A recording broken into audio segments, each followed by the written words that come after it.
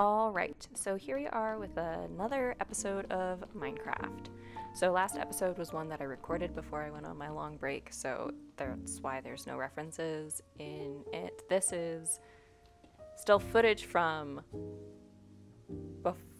while I was on break, but slightly different. So here, I'm basically, main goal for this video is me building my Froglights farm. I had seen a couple of tutorials on it done by Pixelriffs that did a really good job. I'll have the link in the description. I know that there's a better way to do it where you can go to like a bastion and actually use their like spawners, but the only bastions that I had nearby where my stuff was kind of sorted out was not the right type of bastion, and so I thought about doing it, but since I'm not very comfortable with flying around in the nether using my elytra because I don't want to lose it and have to start all over again, I decided not to do it. So I basically just flattened out this really large section of basalt, and this is the mud farm that I made, and this is the one time that I made it where I ran it and it actually like very much messed up and took a little while for me to fully reset it. I sort of made this kind of square area where it kind of runs in a loop.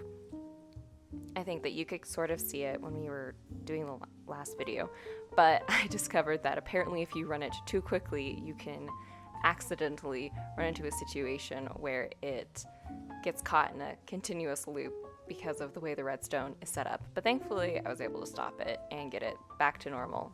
And normally this doesn't happen, but I thought it was funny that I had accidentally run into that.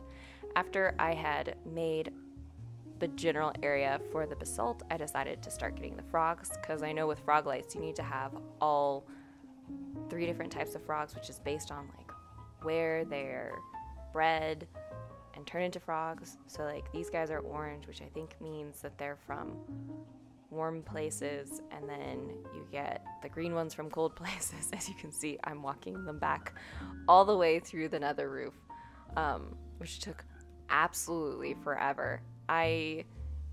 Unfortunately, had I thought it through, I probably would have gotten leads, because you can put leads on them and they can go a whole lot faster. But I did not do that. I unfortunately just was like, you know what, we're just gonna walk with our 2 frogs and hope for the best. It'll be fine.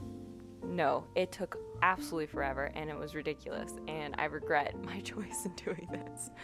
But oh well, I got the frogs eventually to come here, which it is what it is. And then I made this portal kind of near where the frogs were so I could get the final set of frogs, and those little guys showed up. I don't know what it is with all of these guys constantly appearing, but they do, and it drives me nuts.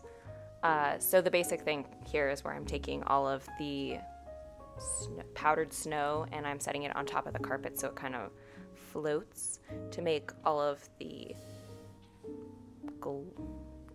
I don't know what to call them. I can't remember. Anyways, the magma cubes. Got it. So that they can make them into the small versions, which are the type that the frogs eat, which then makes the Froglights.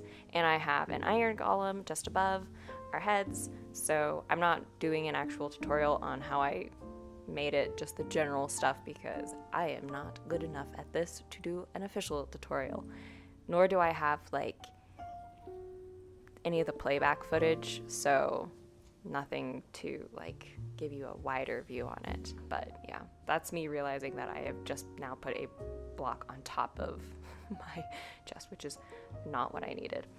But yeah, so it's not too far from where we landed, but yeah, it slowly started working, and I mainly just have to go and get all the frogs that are still at my base and walk them all the way back here, which is fine, but I'm first going to have to move my chest. Anyways, let me know what you guys think down below. Leave a comment and subscribe. Yeah, it's mainly just catching up on all the footage that I shot while I was out on break, and then kind of working from there. I don't really have any major game plans, so if you do, let me know. So this is when I'm going and getting my frogs and finally putting them into the frog life farm. I had just made this little portal because I was like, oh yeah, it's easier to do it. I think, if I remember correctly, I I don't know why I had such a difficult time putting his lead on him, but I think what had happened is that I had gotten almost all of the frogs through the portal and it was all working fine, but I think one of them didn't quite make it, and so I needed to get another one. Thankfully, it wasn't one of the green frogs, because if it had been one of the green frogs, I would have lost it, because those guys took me like 2 hours, not 2 hours, 45 minutes at least, according to my footage, to walk across the nether roof. So we don't want to do that. But yeah, you can see the iron golem. It's kind of like a big little area, and yeah, so I just take my little frog dude down there and it all goes well. And when I say take down, I just mean I shove him off the edge. I also did, when I went back to the main base, get a little bit further on making my wheat farm look prettier, but unfortunately it didn't end up looking much prettier. But yeah, so I decided to use dark oak because I don't use it very often because I find it inconvenient how many saplings you need in order to get dark oak, even though you get so much wood. I don't know why, but for some reason I'm just like, I don't like using dark oak just because it requires 4 saplings. And 4 saplings, apparently, in my book, is too many. So I ended up using these to kind of add to, like, the outer area of the house to try and make it look a little bit nicer, less like a tiny little box. But I personally don't really like the color of, I think it's terracotta that I ended up using. I don't think it looks nice, and so that's a bit of a bummer. I also think that my roof looks kind of funky. I do like the chimney.